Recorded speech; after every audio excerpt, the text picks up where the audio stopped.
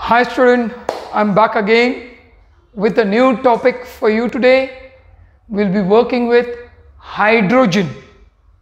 Some very important question with respect to hydrogen topic, which will be more likely to be asked in your competitive exam. So let's not waste time. Start with the topic directly. Okay student, let's have a look at the first question itself with respect to hydrogen topic. It says the ortho and para hydrogen differ in respect of which of the following? Is it in the molecular weight or the nature of spin of the proton or the spin of electron or the number of proton? Now, when I say ortho and para hydrogen, the term is associated with the spin of the proton. You know, ortho means the spin of the proton is in the same direction. The spin of the proton happens to be in the same direction. Then we say ortho hydrogen. Whereas para means it is the spin of the proton is in the opposite direction. In the nature, ortho occurs as 75% and para 25%. So, ortho and para hydrogen, they differ in the nature of the spin of the proton. So, your answer for this question will be B. Okay student, let's see question number 2 now. It says hydrogen is not obtained when zinc reacts with, is it cold water, hot NaOH, dilute sulfuric acid or dilute hydrochloric acid? You know, zinc never reacts with cold water. Zinc reacts with steam. It never reacts with cold water, it reacts with steam to form zinc oxide and hydrogen gas. It forms zinc oxide and hydrogen gas.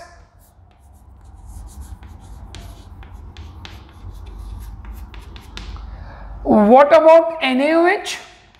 It reacts with NaOH solution and it gives you sodium zincate along with hydrogen gas. What about sulfuric acid?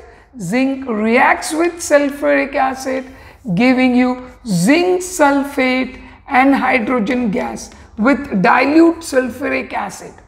Similar manner, zinc with HCl will give you zinc chloride and hydrogen gas with dilute HCl. So in that case, zinc will never react with cold water. So your answer for this question is A. Okay student, let's see the next question. It says the normality of 30 volume H2O2 is. Now, to solve such problem, a very simple way to attempt is, do remember 10 volume of H2O2 corresponds to 30.35 grams per liter, which also corresponds to approximately 3.035 grams per 100 ml, which also corresponds to 1.7 normal, which corresponds to 0.84 molar. 85 molar, not 4, 0.85 molars. Now this is the relationship. Now they are asking you for normality of 30 volume. So 10 volume H2O2, 10 volume H2O2 corresponds to 1.7 normal approximately. So 30 volume H2O2 will correspond to X. So therefore X will be 30 into 1.7 divided by 10. So the answer for this will be approximately 5.1. So your option which will be very close to it will be B. So the answer for this question is B. Now student, look at this question. It says permanent hardness can be removed by adding. We have two types of water, hard water and soft water. Hard water, the hardness is due to presence of calcium and magnesium salt in it. So the permanent hardness is due to calcium chloride and magnesium chloride. Now in order to remove this hardness, we use sodium carbonate. Sodium carbonate is used for removing the hardness in water, permanent hardness. So it will form calcium carbonate and sodium chloride, whereas here it will form magnesium carbonate and NaCl. So in order to remove the permanent hardness, sodium carbonate is used. So your answer for this question is B. Okay, now we go for the next one. The decomposition of H2O2, that is hydrogen peroxide, is prevented by, is it KOH, MnO2, acid anhydride or oxalic acid? Now we all know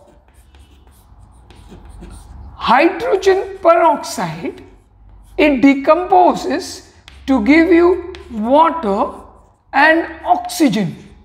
Now how can you prevent this decomposition? How can you prevent it? It can be done by using a negative catalyst. A negative catalyst which act as a stabilizer.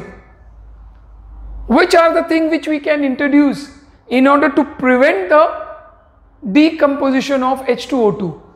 You can do it by using phosphoric acid, H3PO4, or you can use acid anhydride, or you can use glycerol.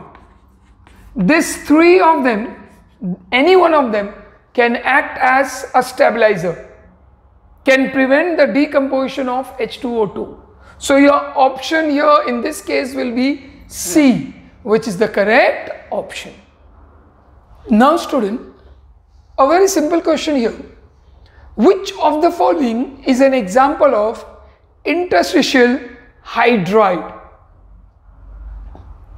Now if you see the options very carefully, except zinc hydride, rest all of them are covalent hydride.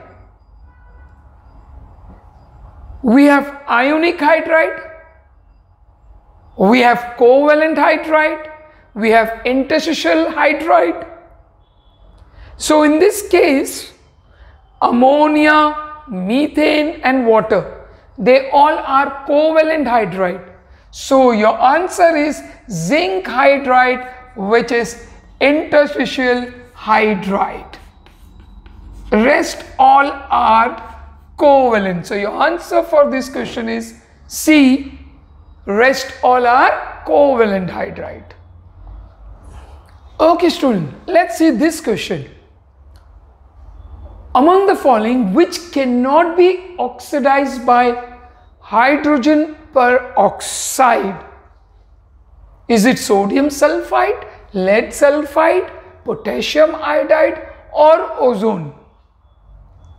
So let's see. First and foremost, hydrogen peroxide will oxidized, sodium sulfide will be oxidized to sodium sulfate, Na2SO4. So sodium sulfide can be oxidized to sodium sulfate. Lead sulfide will be oxidized to lead sulfate. Potassium iodide will be oxidized to iodine, but O3 is reduced to oxygen. So it is ozone which cannot be oxidized. You know, H2O2 along with O3, it gives you H2O and O2. Now we need to balance this equation. 2 hydrogen, oxygen 3 and 2, 5 here. So we can put 2 here. So it becomes 4 and 1, 5. So I believe now the equation is perfectly balanced. So this is how the balancing is. So O3 is reduced to oxygen. Okay. So the option in this case will be O3. Okay. So now let's see this question. Among calcium hydride, ammonia, sodium hydride and B2H6, which are covalent hydride? Now, if you see very carefully, the one which has a metal is always ionic hydride, and the one which is having non-metal in it is a covalent hydride. So let's see the options now. What all things are given to you? You see, calcium hydride is ionic hydride. Why ionic hydride? Because it contains metal calcium. Ammonia, NH3, is covalent hydride. Covalent hydride because it's a non-metal. Similar manner, sodium hydride, again metal, so it is ionic hydride. Ionic hydride. What about B2H6? B2H6, covalent hydride. Reason, non-metal. Okay, so tell me, which are the two which are covalent hydride? Ammonia and B2H6. So look in the option. Where is ammonia and B2H6? Oh, it's here. So option A is the correct option. Okay. So with that, we end the chapter hydrogen. Some important question we saw just now. So in our next episode, we'll be seeing another topic with some very important question. Till then, be safe, be happy, work hard. Okay. Bye.